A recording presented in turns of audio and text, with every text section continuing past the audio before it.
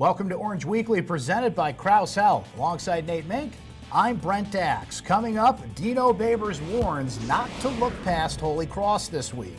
And what is the best use of Syracuse's upcoming bye week? And some may consider this game basically a bye week as well. We'll get to Holy Cross coming up, but Nate, some final thoughts on Syracuse's win over Western Michigan. It seemed like that offense got some mojo back. They're running the football. Tommy DeVito did get sacked a couple of times, but still much better protection than the past few games. And DeVito himself got it going not only in the air, but showed off those jets as well. I think, Brent, he just made better decisions across the board. Like you mentioned, he took what the defense gave him. They really weren't spying him on a couple plays, so we saw a lot of turf.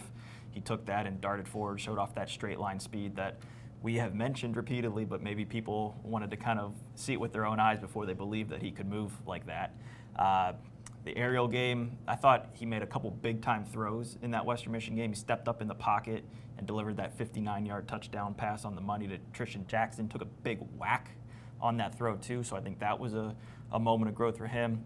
But, you know, in terms of the offense in general, obviously a huge step forward, but they still got stuff to clean up. You know, it's a whole operation. We talked about the offensive line continuing to grow and improve.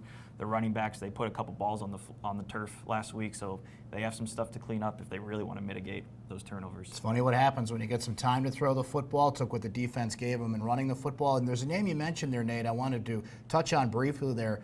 Before the season, we looked at what seemed to be a pretty diverse receiving crew, and maybe there wasn't a true standout there. I think Tristan Jackson has taken that title and run with it. He seems to be the number one guy. Physically, he looks like the guy, too. I mean, he put that nasty stiff arm on the defensive back and took it to the house. I mean, he's a big-time player. Everyone knew that when he came in here last year, and he's going to be a main target moving forward. I would expect that. To jump on the defensive side of the ball, kind of a mixed bag, Nate. They weren't very good on third down, but made the stops on fourth down against Western Michigan that they really needed to make. Their turnover rate is excellent, and it's one of the longest streaks in the country in that department, but certainly tackling and some issues are still kind of showing themselves here.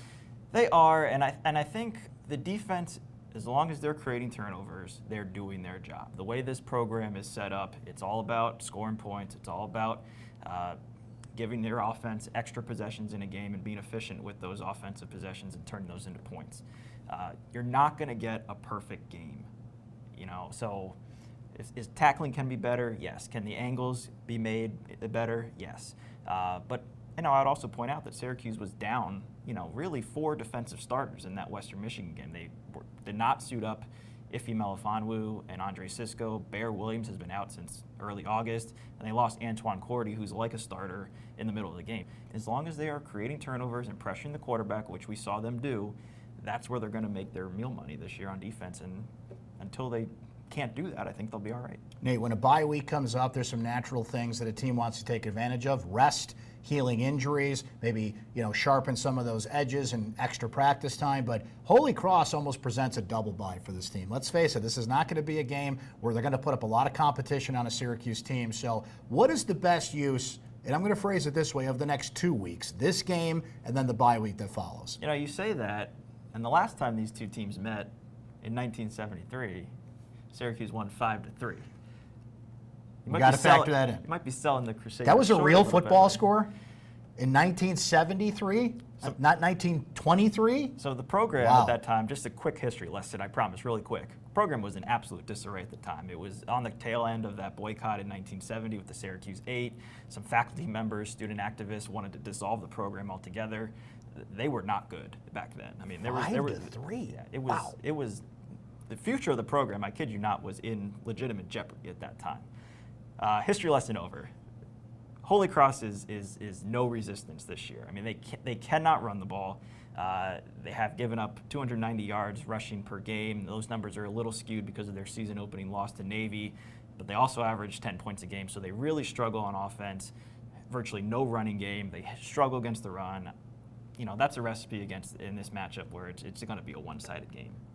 Despite them being in triple digits in both total offense and defense at the FCS level, Syracuse head coach Dino Babers warns not to look past the Crusaders. Let's hear from the head coach now in Syracuse Soundbites.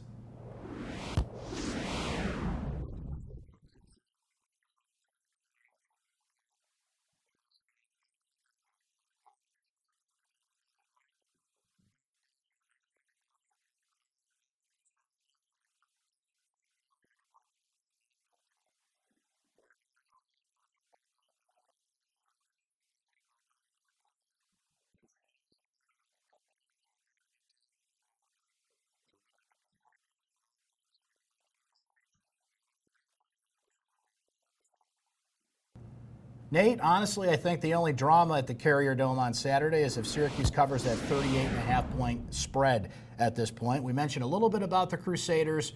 What else should we know about this game before it kicks off at noon on Saturday? Again, for Holy Cross, maybe their best player is this fifth-year senior tight end, Derek Mountain. Big target, one of their leading receivers on their team, out from suburban Philadelphia.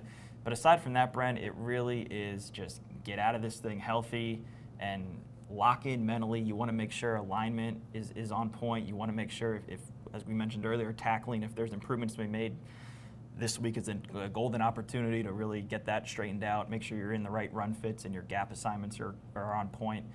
So I think it's really what we're accustomed to seeing anytime an FCS opponent comes into the Carrier Dome. It's just going to be business as usual and just above all get out of there healthy. Your bye week doesn't always time up well. I think this one times up really well after Syracuse plays this game. You mentioned you tighten up some things because after that, not only does full-time ACC play start, it's a Thursday night on the road, then you turn around a Friday night at home against Pittsburgh, a team that obviously Syracuse has had some tough times with in recent years. So you're going to go from a nice easy stroll to a big sprint, but to be able to work on those edges and work on things that you really need to beforehand, it's not the best, not the sexiest opponent here heading into the bye week, but maybe what Syracuse needs at this point. So that being said, I do think they cover the 38.5-point spread. I got Syracuse 63, Holy Cross 7. Nate, what do you have this week? I can't believe you.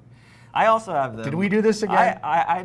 I'm with you. They are going to cover 38.5-point spread. I have Syracuse 63, Holy Cross 0. Okay. I think they get the shutout. Okay. I think the defense is really, really good. I think, like I said, Holy Cross is really having trouble on offense right now. I think it's just a perfect mixture where Syracuse is going to feel good about themselves going into the bye week. For the record, for a brief moment in time during last week's game, Nate's 31-19 score was actually the score.